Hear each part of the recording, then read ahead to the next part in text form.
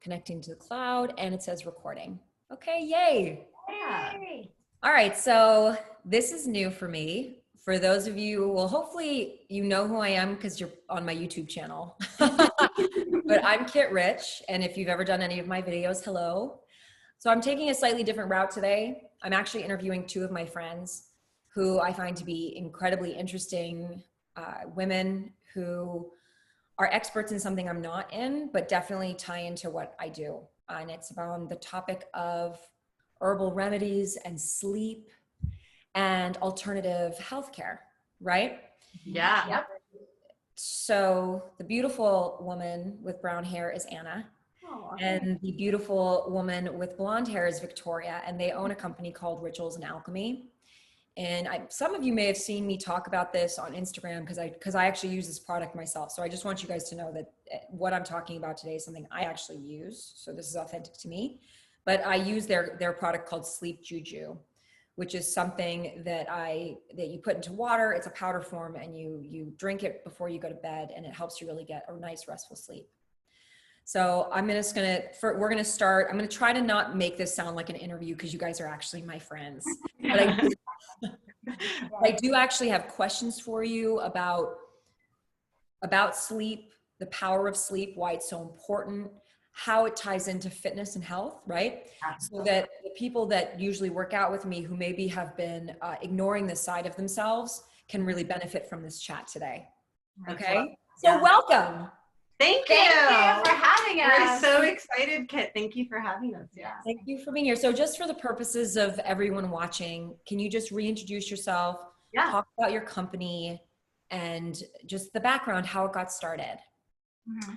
Yeah, so my name's Anna Frumkin. I'm a nutritionist in the San Francisco Bay Area. I work remotely, and yeah, I love the San Francisco Bay Area. I do work remotely with clients nationwide on health issues ranging from digestive health issues, gut health issues, fatigue, low energy, burnout. And since nutrition school, I wanted to create a line of products that could really help a large amount of people. And I don't know where this intuitively came from, it's probably my professors, but I just knew that I really wanted to create a line of really healthy nutraceuticals that could really help a huge amount of people, because I knew one-on-one would only take me so far with nutrition consulting, even though I still do it and I love it. That's something that when we met, I was just like, hey, we vibed immediately, and that's something that I presented to you and you were really excited about too. Yeah. I was like, let's go. Yeah. I'm Viktoriya. I'm a doctor of acupuncture and Chinese medicine. I graduated from a San Francisco school, also in the Bay Area, obviously. I have my own practice here. We just actually opened a center here called Unveil the Wellness Center this year. So it wasn't the greatest timing, but that's life. Yeah. We learn.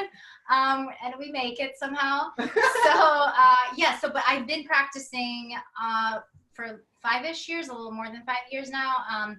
And when I met Anna, she talked about this for a really long time, about doing this company, about doing this nutraceutical line. And definitely it was just so interesting to me because, like you said, you only get so far when it's one-on-one, with time, because you can't treat the whole world one-on-one. Yeah. But when you have like an entire line and you're so passionate about healthcare, you can reach thousands, if not millions of people. And so that was very, very tempting to me. And I was like, yeah, let's go, let's do it. And we decided to start with Sleep Juju. We actually did a lot of research on like which topic do we start? Do we start with a morning blend, a protein powder? Yeah. So many different ideas, and we settled on sleep because that seems to be like an up and coming subject, and also How funny that sleep is an up and coming subject. Yeah, we all do it. We spend half of our lives hopefully doing it. Yeah, 20th century. Yeah. But I think like we have benefited. Yeah. And have you heard of this thing called sleep? Yes. Oh my God. Can I have some? I'd like to learn more about sleep. Yeah. Yes. But I think like we benefited from so many different products we were taking. And when we saw what was on the market for sleep, it was like beautiful marketing and then same recycled ingredients. Like there wasn't anything kind of innovative about it. And from a, you know, Viktoriya will dive into the Chinese medicine aspect of it. And from a nutrition aspect, I don't know, it was just kind of, nothing was very exciting. And I have a very sensitive nervous system, you know, right? Yeah. So I take something and I feel it. So I have, you know, if it works for me and my clients, a lot of my clients are sensitive, you know, it's like, then we knew we could roll with it. So we went through a lot of different like trials and errors when making this product. Yeah. Well, that's so for the people that are just tuning in now, you know, what this is really about is I'm trying to show the other side of fitness. I'm trying to show how you have to look at health holistically. That being healthy is not just, let me go work out for 30 minutes and then go sit on a couch all day and watch TV before I go to bed. And not take care of all the other pieces of the pie. Yeah. Sorry if I just made people hungry thinking about that. But so the power of sleep. Now, interestingly enough, I was always aware of the importance of sleep, but didn't actually start practicing all the things I needed to do to get good sleep up until a few years ago. And I noticed such an improvement in my overall health, my vitality, my energy, my focus. So let's dive into that a little bit. Can you tell me in layman's terms, don't get over our heads with this, why is sleep and getting a good restful sleep so important for health? So there's so many reasons, and we can cover a couple of them. From a nutrition perspective, when we don't sleep, our hunger hormones can go out of whack, right? So if you've ever not had a good night of sleep where you don't sleep a good 7 to 9 hours, do you notice that you crave sugar, you crave carbs, your cravings go out of whack? Well, that's due to leptin and ghrelin and certain hunger hormones. So from that perspective, we really want to make sure that we're sleeping so we're not having these crazy blood sugar swings and cravings all day.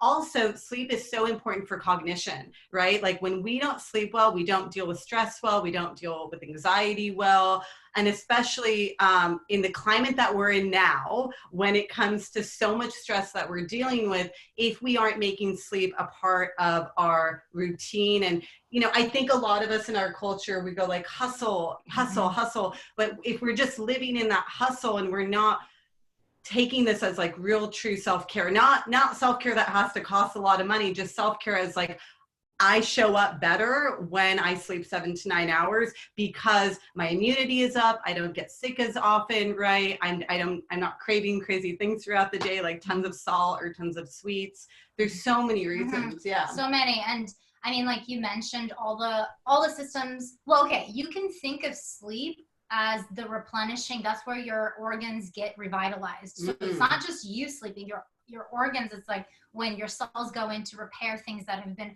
broken or messed up, or something that was dysfunctional in the morning could now get repaired at night.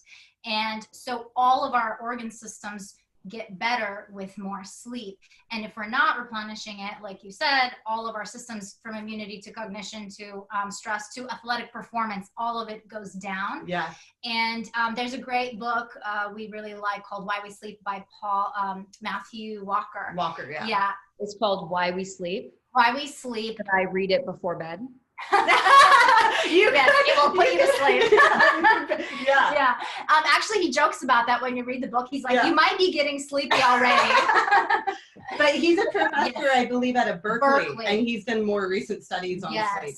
He does amazing studies, and there's just so many that you could pull from. But one very interesting that I found super just profound is that when you're getting consistent just like 6 hours, which we all think we're like 6 hours is better than 4 hours, but 6 hours after a couple of weeks, consistent 6 hours, they did a study where you were driving and they tested for your alertness and your reaction levels, and you basically react as if you're buzzed and even slightly drunk. So your reaction levels really, really plummet. And that's awful, because how much of us are living on 5 to 6 hours of sleep a night? So it's just a really big wake-up call. So then why do you, I mean, I don't want to be like super obvious, but I mean, let's talk about it. Why do you think, let's say pandemic aside, why do you think people have such a hard time getting restful sleep?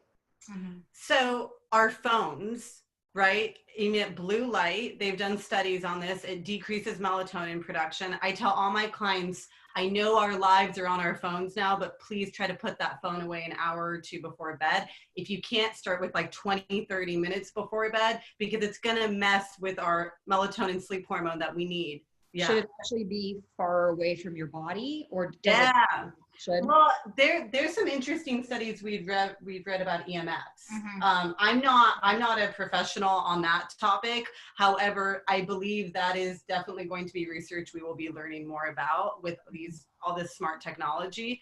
But yeah, these phones take so much of our attention. These companies, right? They try to get your attention by constantly notifications, this, that, and I think these phones are amazing, but we have to know when to. I just watched this documentary all about technology, and it was like, you have to know when to put the cookies away. You have to know when. I did not quote that. That was in this. Anna, if we could all figure out how to put the cookies away, I know. I would be out of the job. I know. I just, like, I like the 80-20 principle. Have it once in a while, but like, we can't always have. I didn't come up with that term, but I love that term. Yeah, like put the cookies away. And because you're getting that dopamine hit every time you get a like, every time you get a notification.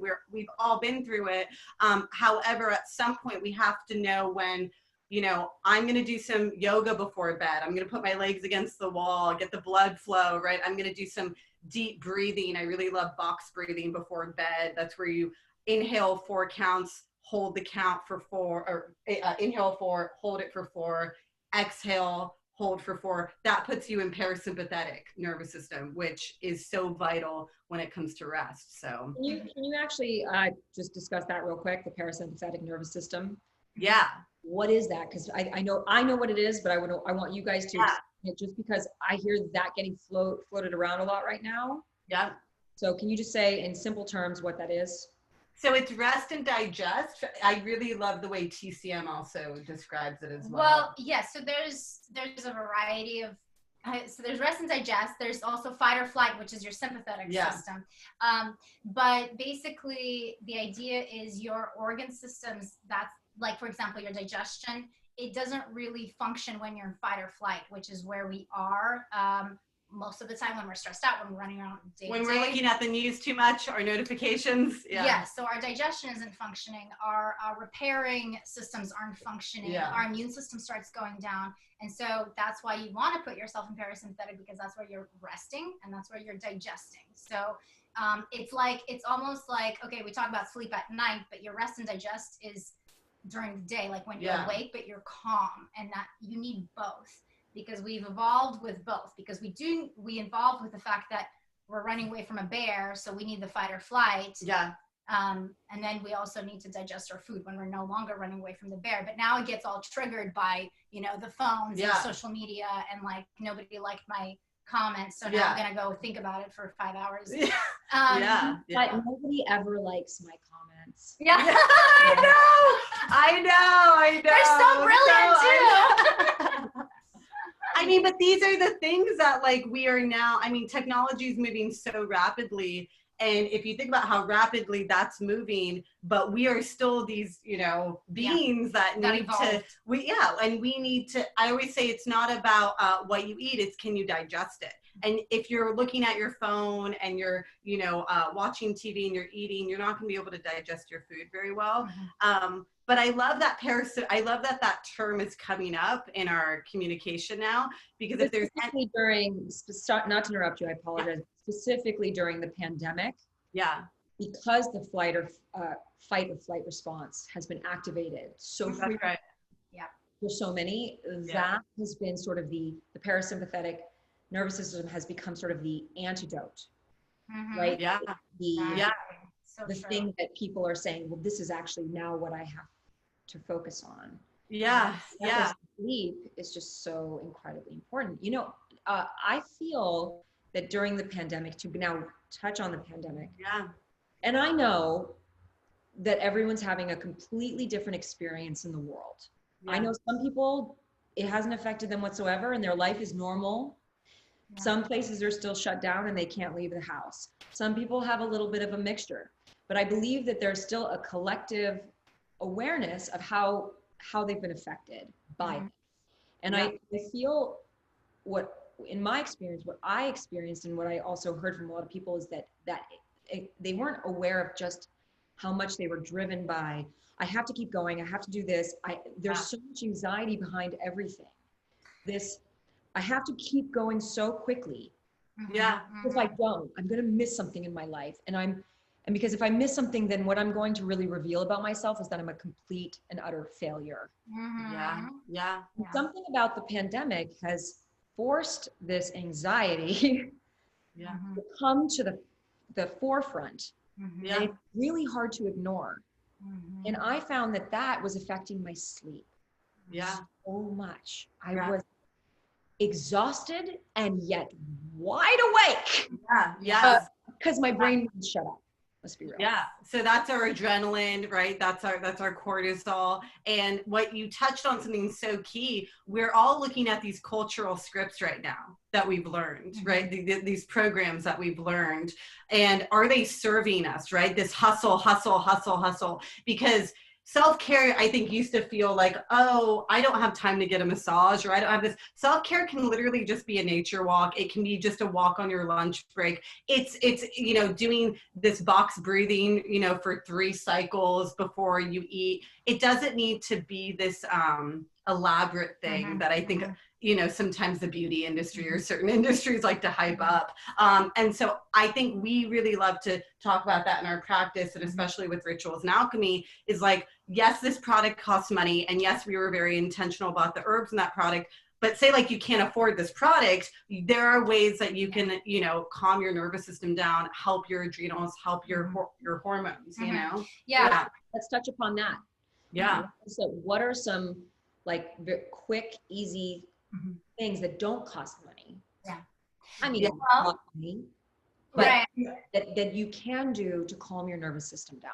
Yeah. So as Anna mentioned, the box breathing is a great technique. Meditation, I mean, if you don't meditate, now's the time to start, even if it's just 5 minutes a day. Yeah. But what I found really helpful before I really dove deep into meditating daily, I was really frustrated with the fact that I couldn't shut my mind off. And if you're sitting there for 5-10 minutes and your mind is like, merry-go-round on steroids, it's super frustrating. So what I ended up doing is like a type of Qigong. It's very similar to meditation. It's called sitting Qigong, and it's just a little bit more visualization. So you visualize light coming in. When you breathe in, you visualize light coming in from the universe, from the sky into your body. And then when you breathe out, you envision that light going into your whole body and servicing your organs, servicing your mind, servicing your heart, or wherever, especially if you're holding pain or stress or anything like that. That's where it's really like kind of hanging out and healing. And that's like a really nice way to start, because then you're focused on a certain image and a certain thought. So you're channeling all your crazy thoughts into one. That's very helpful. Yeah. And you're still getting that deep breathing. Yeah. I love that. That's beautiful. Yeah. Meditation single-handedly has transformed my life and also been extremely difficult for me to do. Yeah. I think a key component, a main reason why, like what you were just saying, Victoria, you say, I couldn't stop my thoughts. Yeah. I think thinking your way out of something is never going to work. Yeah. Becoming the observer, the passive observer, and also coming at those thoughts from a place of compassion. That's starting to get really good with meditation, meaning I was willing to show up for it. Because I would be meditating. When I first would do it, my thoughts, I'm so mean to myself, and that's not new. Everybody is, right? The body and the ego. I'm so mean to myself. Yeah. And then I would get angry at myself for the thoughts. Yeah. I was having. For not doing it right. I was angry then at myself for having thoughts. My ego was just like, let's gear this up. We can do this all day. I'm just gonna be angry all day. Only when I started to go, oh, that's so interesting that's what I'm thinking about. I mean, guided meditation is what really helped. Like that, I feel like when I listen to a guided meditation, it helps me drop in easier. But I feel like if I don't have time to meditate, I'm not going to like punish myself. I'll do this box breathing. I love that Qigong meditation. Something that, you know, I mean, I think it's not fair to act. There's certain, you know, people that like to act like this is so out of our realm to do. And it's like, we can all learn these tools. And this is the silver lining of what we're all dealing with, is like looking at those shadows that we've been ignoring, and really being able to be like, okay, what am I ignoring? Why do I keep running this hamster wheel? What is the intention here? And so like a lot of my friends who are psychologists, their practices have gone up, you know, because people are finally willing to look at themselves. And I think there is a silver lining in a lot of this when it comes to 100%. working on yourself. I definitely see it too with like my patients. Yeah. It's like the collective of all of us is just going, wait a minute, I can't keep going. The hustle. Of course, if somebody full on lost their job, that's like a direct, you know, put a stop in your tracks. Yeah. A lot of people who, you know, lost their jobs, got new jobs, are wondering, why am I in this city? Like a lot of people in the Bay Area are moving out of the Bay Area because it's so expensive to live here. I mean, it's just this whole pandemic is forcing everybody to go inside. Well, okay, and I will say not everybody, obviously, but so many people are now exploring what it is within them. I know I am one of those people. And it's so interesting about, you mentioned the shadows and you mentioned the observation. One of the things that I really dove deep into this whole situation when this happened, I started exploring my archetypes, my own archetypes of like what kind of inspires me in terms of what are the archetypes that I have that make me want to be a healer, or that make me, you know, be the writer, the businesswoman, those archetypes, and what are their light sides and what are their shadow sides. And the light sides are great. I want all of their light sides, but they all have shadows as well. And to recognize when those shadows come up and put distance between me and the archetype, and it helps so much with that observation and not internalizing the negative thoughts or the maybe the irritation or frustrations or anger even that comes up. Yeah. So I think that's a really wise thing that you just said, and I think it's hard to do. Yeah. I think that's really the trick to so much, to truly being conscious, which is separating yourself from the thoughts that drive you. And that separation, what you're talking about, the observer, is actually the most challenging thing, I think, right now. And also the thing that's being asked of us, which is basically what you're saying, and to disconnect from those things. So to really, like you said, to go inward. I know for me personally, something I've learned in this whole process, and by the way, because I've been sleeping better,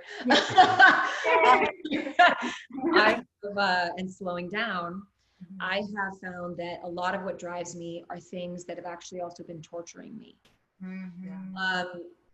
What drives me are the words, I should, I have to.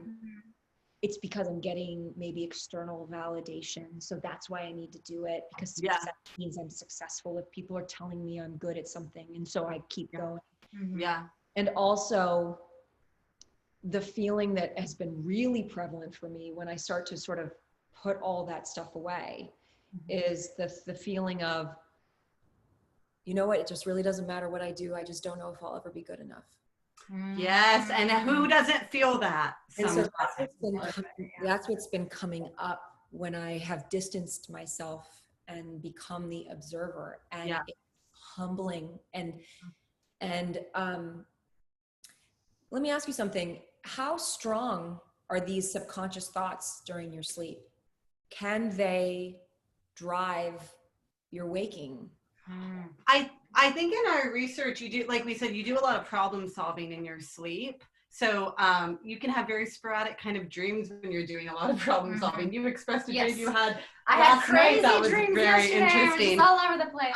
But I think there have been studies, like when it comes to trying to learn something new, or when it comes to dealing, like that's another reason why you want to make that hour before bed such a healing hour. So you're not checking email, you're not triggering fight or flight, you're not triggering yourself with all the quote unquote darkness or a lot of things that are ailing you, you're letting yourself wind down. So, you know, because a lot of people wake up in panic attacks, right? If they have been in fight or flight all day, or a lot of people wake up with, you know, a racing heart and anxiety. So from what I've learned, what we've learned, it's like we do a lot of problem solving in our sleep, and we really want to be conscious about what we're doing that last hour. A lot of people like meditation, hypnosis. A lot of people like Epsom salt baths, relaxation. I can't stress that enough, to just become more aware. And something that's helped me a lot is like, we react in a millisecond. So find the pause, practice the pause, practice that pause before reacting, because we're living in social media and all this world that wants us to constantly react. So it's like, realize like, okay, this is a machine that wants me to react. I need to find my pause in conversations on social, you know, and clean up. So let me just ask you this. If someone realistically doesn't have an hour before bed. For whatever reason, because life happens. Is 5 minutes enough before bed? Is that effort? So what I've started doing is, because it is sometimes hard to find that hour, is when I take my because I like to take my showers at night, and sometimes I do morning and night just just to wake myself up and to like calm myself down. COVID-19 thanks you. Exactly. So what I was gonna say is, when I take my showers at night, I like do it with candlelight. So then you almost get the feeling of a bath. And I used to, when I was really stressed out, I don't do it so much because I feel like you get better and you don't do it anymore. I used to even like put on music. I turn on the candle. So it's almost a bath, but it's a 5-minute shower.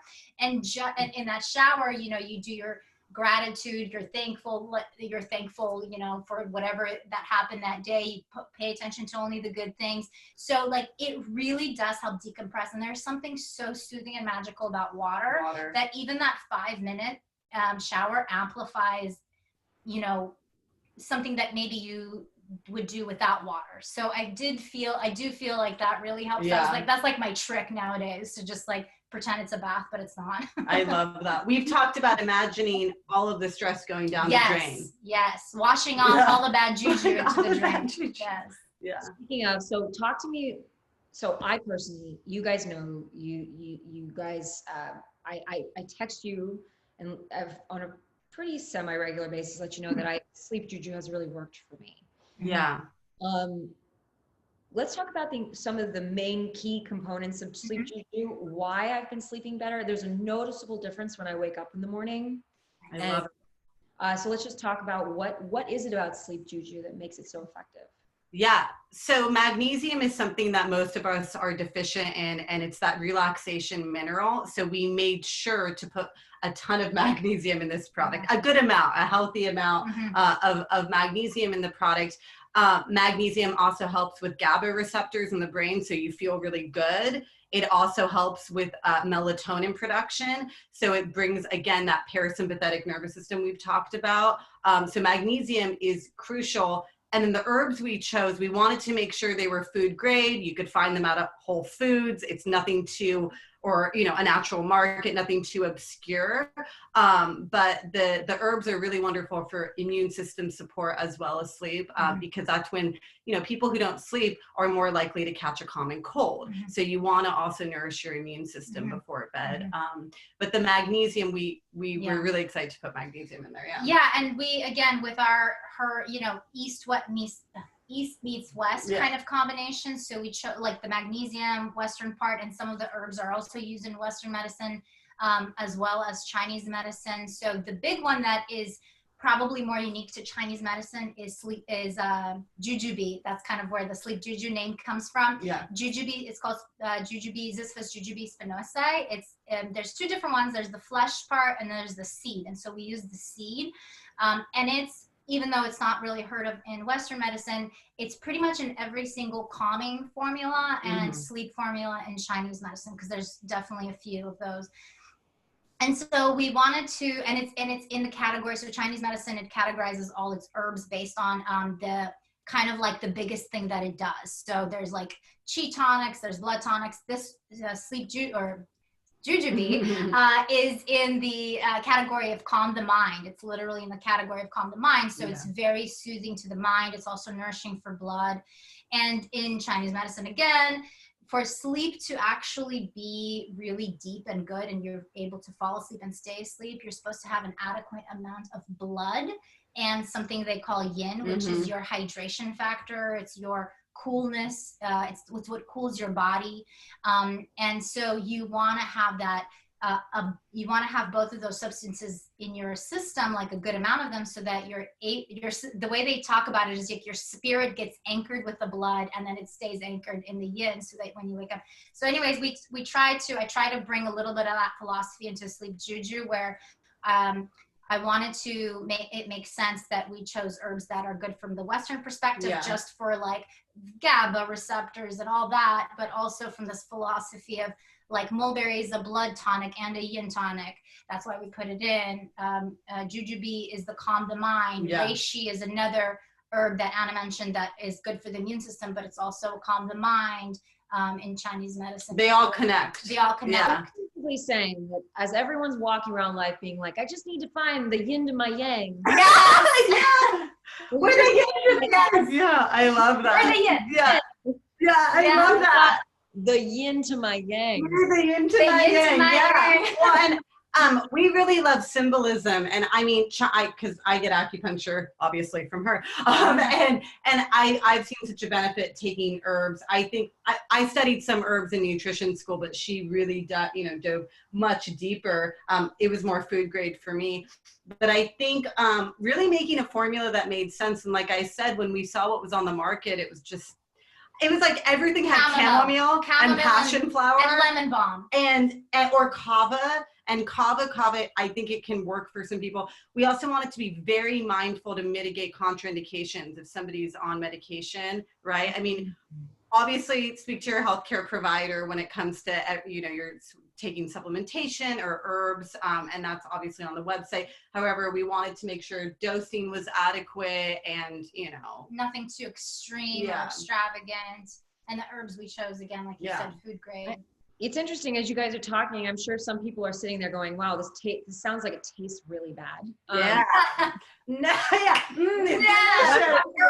sure what juju and yin tastes like, but it doesn't sound good, Certainly doesn't sound like a martini to me. Yeah, exactly. But we'll say it tastes really good. What is that? Why does it taste so good? So it's derived from blueberries. So there's some blueberry in there. There's also, there we go. Yeah. We wanted that berry. And then we do have some natural sweeteners in there, some monk fruit, which is also a Chinese herb, and that helps with blood sugar regulation as well. It doesn't spike blood sugar. Yeah, so we wanted to, because if anybody has ever taken Chinese herbs, you're right. They taste like dirt mostly. It tastes like dirt mixed with licorice, which is like two awful flavors combined. You just shoot it down. So we made sure, we were like, if this is going to go for the mass market, we need to make it taste good. So we were very adamant about that. It really does. It tastes so good. Like, it's an enjoyable thing for me to have in the evening. And honestly, I wouldn't be doing this talk with you guys if I didn't genuinely notice the change. I'm going to be real with you. I'm sure there's some element of placebo effect. The power of the mind. Wow, this is something that's really good for me. It's a good, healthy choice, and it's going to relax me, and therefore, here I go. I start to relax, but it's also then you combine that power of the mind with the actual components of Sleep Juju.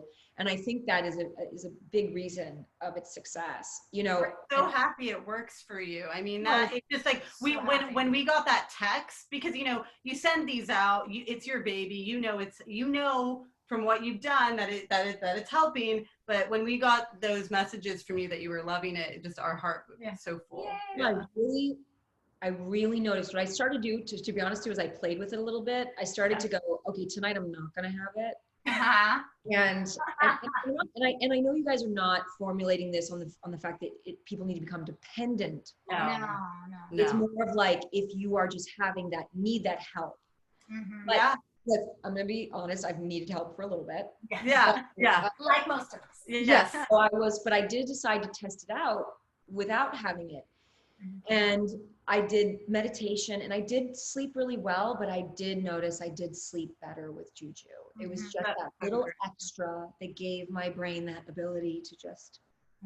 And you're working out, like you're working out so much during the day, right? You've got all of these amazing workouts on YouTube. And so the magnesium is also helping you with your recovery for sure. Yeah, I was hoping you'd touch upon that. Yeah. I'm trying not to put words into your mouth, but like that magnesium is actually really good for muscle recovery. Yeah. And so for people who are really, really active, this is such a great tool for them as well. Yeah. Now, realistically, like, so Viktoriya, let me ask you something. You know, there is a risk anytime something that is, like you guys both mentioned, we worked one-on-one with clients, and I work one-on-one with clients. And there's always in this back of my mind, this awareness that anytime you put something into mass, anytime you put something into mass, you run the risk of it being right for some people and not for others, because everyone is so unique and different. Right. Completely. And so how do you formulate something like herbs with that in mind? Well, yes. So we have it on the website, and in general, I always tell my patients, especially if they're on any medication, to verify that these herbs are not contraindicated for them specifically. Always talk to your doctor first, especially if you tend to be allergic to things quite frequently. You don't want to take some herb that you might be allergic to or something like that. And your doctor will have a better understanding. So you always want to run that by the professional. That being said, you know, there's even, if let's say the doctor's like, I love herbs, it looks great, go ahead. And then you're still left with doing your own research about like what herbs to take that are right for you. You kind of have to keep in mind, I would still recommend you talk to like some kind of herbalist or somebody who knows what they're doing in mixing the herbs together, and especially for your particular body type and stage in life, because not every herb is good for every single person, like you said, and not every herb is even good for maybe it'll be good for a person for a time being, and then it will stop being good for a time being. So it really so depends on what's going on. For example, a big one that I see often is Chinese ginseng. It's like prescribed left, right, and center, or it's there's like a drink in Costco that's Chinese ginseng, and with like the root inside it still, and it looks cool, but my mind immediately is like, oh my gosh, that's not for everybody, because if somebody's anxious or their heart has, you know, they have palpitations, or they can't sleep at night and they're waking up with hot flashes, or even if they're, you know, maybe they're breaking out with acne or they have some kind of rash, it's not a good idea to take something that hot, because it is like kind of an oomphy hot herb. You want to take something cooling, something calming. So you might not know that if you read a blog somewhere that talks about how amazing Chinese ginseng is. Yes, it is amazing, but it still has to be the right herb for you. So when we formulated this product, that's kind of, we did definitely keep in mind. So we did not use any herbs that are like just like this kind of punch in the face with an effect.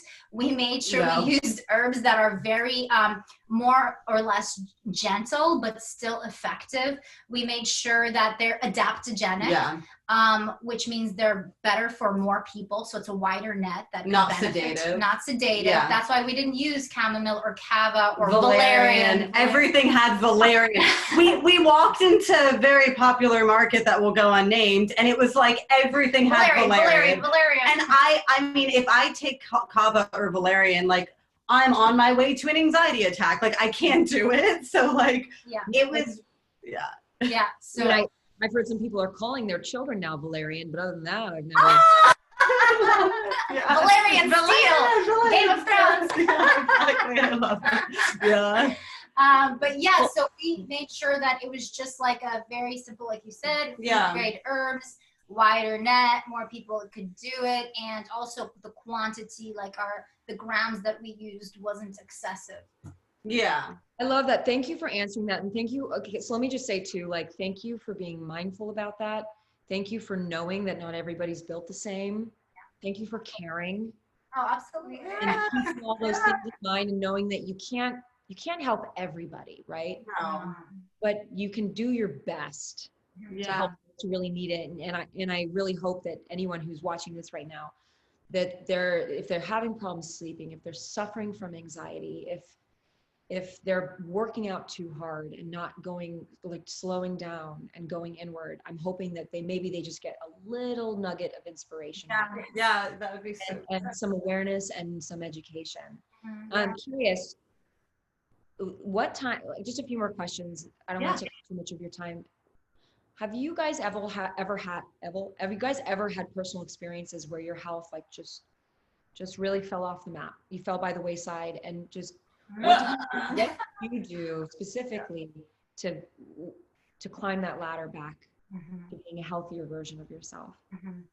Well, definitely. I mean, that's the reason why I'm in the field that I'm in, because Anna knows the story, so I've told it so many times. Yeah, tell us about it. Yeah. I don't know it. I don't know. They all know. Yeah, so I grew up as a really sickly little child. So I had pneumonia when I was 2. It really destroyed my lungs. So then pretty much for the rest of my childhood and young adult years, I had bronchitis for like 3 months out of the year. And that pretty much went on until I got into college, and I was like, no, this is not okay. I have to figure this out. And I went through a stage where I did a lot of Googling, and I decided I'm going to go raw vegan, because I think that's like the rite of passage. Everybody goes vegan for a time being. And so I did it, but it actually turned out to be the right thing at that time for me, because not only, I think the thing that veganism, and definitely raw veganism, does is it eliminates a lot of like inflammatories. And so for me, that's why I think it really helped. And I also used to suffer a lot from allergies. And so that year when I did the cleanse and I was really conscientious about what I'm eating, I had like no seasonal allergies at all. And I'm walking around in wonder, seeing people sneeze in the pollen and all that. And I'm going, this is so crazy. And I felt like I discovered a little secret. It turns out it's not really that big a secret. It's not that, well kept. So I definitely, that's how I started on this path to holistic health. And eventually I began learning more about herbs, more about, other things like acupuncture, other naturopathic remedies and all that. So that's when I was like, okay, what am I doing with my life? How do I transition into doing this instead of what I was doing? And I loved what I was doing before I wanted to be a history professor. I was a history major. I kind of love you. I love her. Hello. History. I love it. And history. Well, I was history. I feel one of the biggest epidemics in our world right now, which is a totally separate subject, is that especially the U.S. is a country that's forgetting its own history. So I 100% appreciate interest in history. So. Oh my gosh, I see it all. Go into that because we're talking about nutrition. But I mean, I'm super sexy for studying history. Yeah, it is sexy. It's my first love, so I will always have a soft spot for history. And then I decided to get into acupuncture school, because like I was going, this is part history, part philosophy, big part of holistic health. And so and then I got into doing my herbs, and it really helped just dive deeper and deeper into this world. So that was my thing. I love it. Yeah. And when we met, you would have no idea that we had just met each other. We met at a networking event, a business networking event, and people were like, how long have you known each other? I mean, within 5 minutes, it was like my like sister from a past life. It was very connecting. We have such similar stories, and that's the connection there. Like I had digestive issues since I was a child, and I saw my mother and women in my life go on fad diet, lots of dysmorphic eating in the house. And I went to nutrition school for my digestion and to figure out how to eat. Like I needed to, find that nourishment for myself. But I did the same thing she did. I think like you start raw, you start vegan, you start testing all these different, diets. And it was really very similar. I needed to go on that exploration. Also, I've always loved the connection between mental health and nutrition, and how certain foods can help. That's why I love magnesium-rich foods and the mineral magnesium, because there's so many studies with anxiety and magnesium. But in March, you know, here I am thinking I'm bulletproof. In March, my gut health took a nosedive. I mean, we don't even know we're holding stress sometimes, right? Like we don't know we're holding it in. We think we got it all together. And my digestion really took a nosedive, and I had to really use my tools and my medicine. So, you know, sometimes that's what life does, that, right? It says, okay, do the things that you suggest more often, and you know. Well, it finally says stop practicing, start doing. At some point, right. you can practice so much, but you have to stop being the student and start. And Yeah. Just real quick, just because I just so appreciate you both and your time. Did I leave anything out? Anything of value? Important? No, this has been wonderful. Yeah. Just to recap, because I think sometimes when people watch conversations, they walk away going, that was fun, but what's my takeaway? Yeah. The takeaway is right now, you cannot deny slowing down, that you have to get quieter with your life. And a way to do that is to meditate, get more restful sleep. Sleep Juju is a way to get there if you're having problems sleeping. It's one option. It's not your only option. That's Great right. that you guys talked about how to fall asleep better, right? So that you get more restful sleep. Why sleep is so important. Not just about working out to release stress, right? But also, I think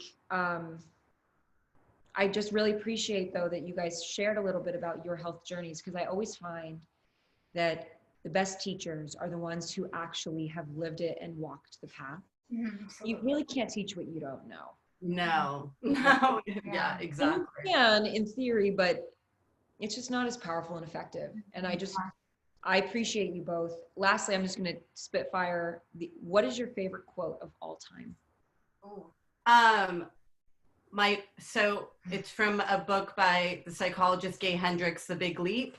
And it's the mantra, I expand in abundance, success, and love as I allow others to do the same. And every time that brings me to a place of like peace and groundedness, and, you know.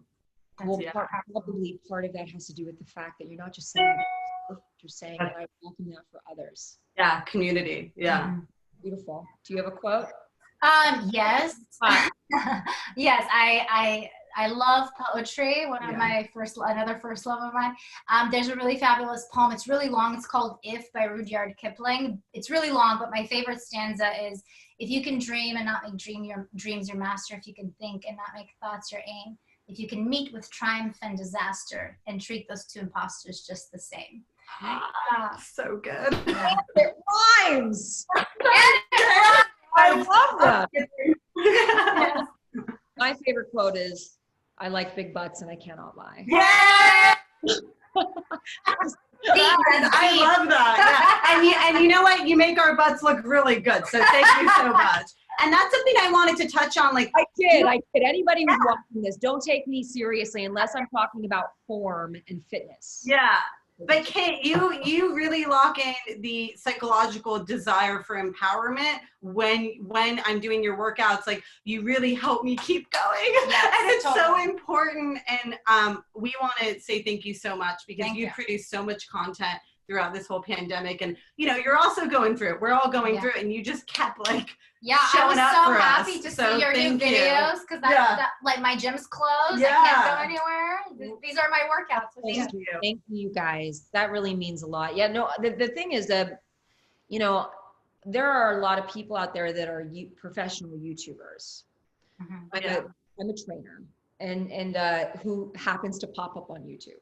You know? So this was kind of new for me to be there on such a regular occasion, but it is a natural inclination of mine, and I'm sure it is of so many other people, because I believe that people are always wanting to help others when given the chance.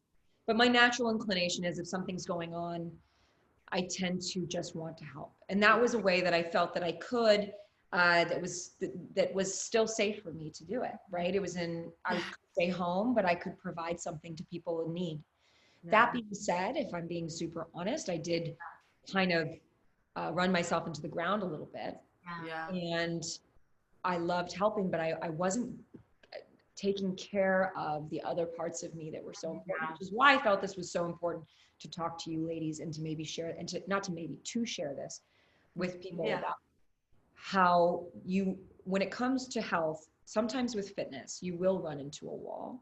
Because going sometimes will rub up against that you're always going. Yes. Other areas of your life, and it is okay. And I invite people to sometimes slow down and stretch and do yoga and meditate and sleep. Yes. And because it's all part, like I said at the very beginning, it's part of this pie. And I mean, if you want it to be a vegan, gluten-free, sugar-free pie. Yeah, it can be, but it totally doesn't have to be. Take a digestive enzyme if you need to. So I'm going to leave a link below for people. Am I correct in saying that there's like a discount code for everybody? Yes. Yeah, you guys ship internationally, right? For Sleep Juju. That's right. We do, yes. All right. So anybody who is interested in getting Sleep Juju, this wonderful product that I use, check the link below, click on the link, and you get a discount and try it out. It's delicious. It helped me a lot, and I really hope it helps you. And Anna and Victoria, thank you for being here with me on the YouTube. Yeah, on the YouTube. Thank you so much, Kit. Yeah, we love you so much. Thank you. All right, guys, thank you so much for being wonderful. And I'll talk to you guys soon. Okay, talk to you later. See you soon with a new video. Yes. Bye.